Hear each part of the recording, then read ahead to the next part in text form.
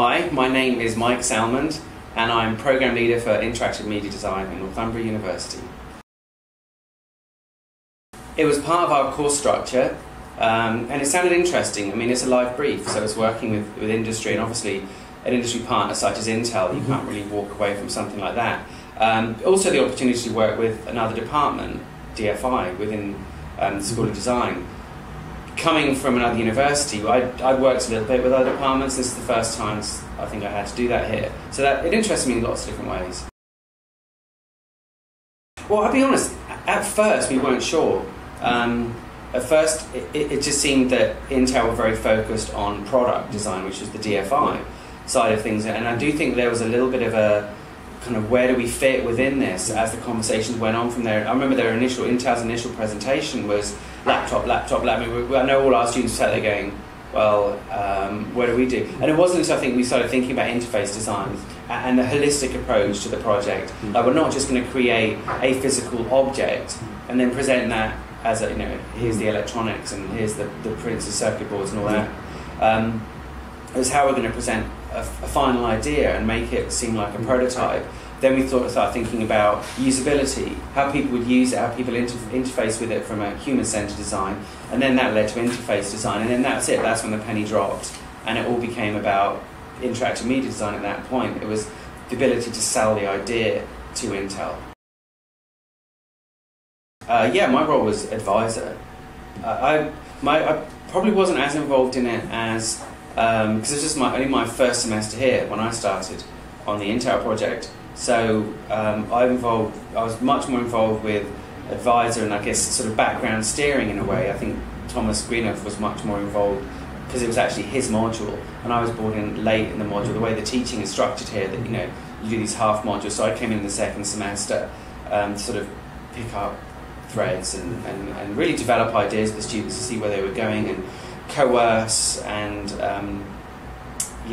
coerce is probably the best word for it, their ideas and develop them. And so it's really development and advising role, definitely.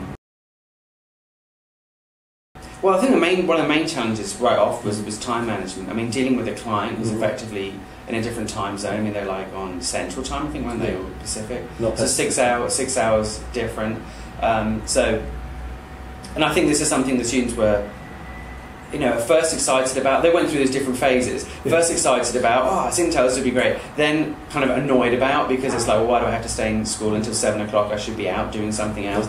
And then you get that sort of, almost denial. Then comes the acceptance. Then it's like, we're just getting on with the project now. And again, it's that seeing the worth of the project. So that was a challenge, I think, to get them out of the kind of clocking in, clocking out mindset that you do get at any institution, that their work doesn't finish at 5 o'clock. Not that it doesn't, they're working on their personal projects.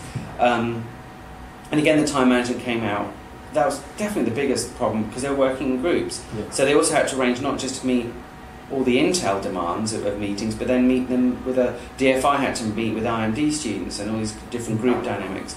So, when you say challenge, that to me was the biggest one. In a way, the work kind of happened because everyone knew they had to produce work, but it was getting the students together, getting them to play nice. That was definitely a challenge, as it would be for any large group like this, and also working within different disciplines. Our students, as far as I'm aware, have never done that. So there's always that, kind of playground politics going on of like, we're better than them, they're better than us. I don't like what they do, they like what... And that all got sorted, for the most part, probably within the first sort of month of the project, but there's always that little bit of sort of politicking going on. So that was definitely a challenge. The intangibles for our students certainly is that you can almost put on your CV, you've done a live brief with Intel, you've worked with a client that's demanding. And also they learned that clients don't outline, like we outline briefs and they come to us and say, what do you really mean? And we'll tell them, whereas the client won't necessarily do that. So I think working with that client, then also working with us, the students had to work with the external client, the internal client, which is us, and then themselves as IMD, and then also DFI. So it was a really complex project, and I don't think at the beginning anyone saw that coming in, and I think during it that caused some friction and some great things and some bad things, and then at the end you end up with this sort of reflection period when you realise that actually it's not about the product, it is about that design journey that they talk about, which is far more important. But I think it took us to sort of step back from a project, a few weeks later and say, here's what we really have learned. It's not about, I can now do this. It's, you now know how to cope with clients, work with difficult groups in challenging environments.